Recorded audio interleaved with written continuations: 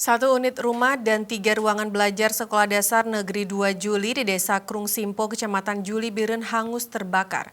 Kejadian tersebut terjadi sekitar pukul 11 waktu Indonesia Barat saat siswa selesai istirahat dan akan memulai belajar kembali.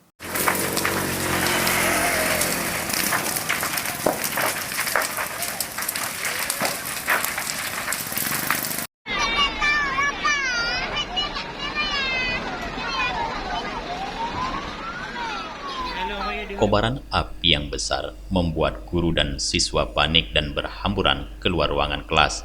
Api dengan cepat menyambar ke 3 ruangan sekolah tersebut, membuat seluruh barang-barang berharga di ruangan tidak bisa diselamatkan. Sebelumnya, api diduga dari salah satu rumah warga yang berdekatan dengan bangunan sekolah. Saat kejadian tersebut, pemilik rumah tidak ada di tempat, sehingga kobaran api dengan cepat membesar dan menyambar ke bangunan SD Negeri 2 Juli. Setelah diketahui oleh warga, lalu meminta bantuan pemadam kebakaran.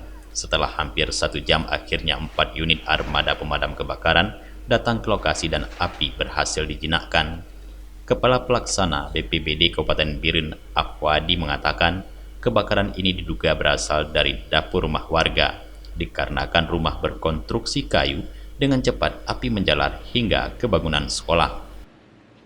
Telah terjadi kebakaran satu unit rumah warga yang dihuni oleh 3 kepala keluarga dan jumlah tanggungan secara keseluruhan sebanyak 12 orang. Yang kejadiannya dilaporkan oleh Pak Kecik beserta dengan aparatur kampung kepada kami di BPBD Kabupaten Biren, tepatnya pada jam 10:15.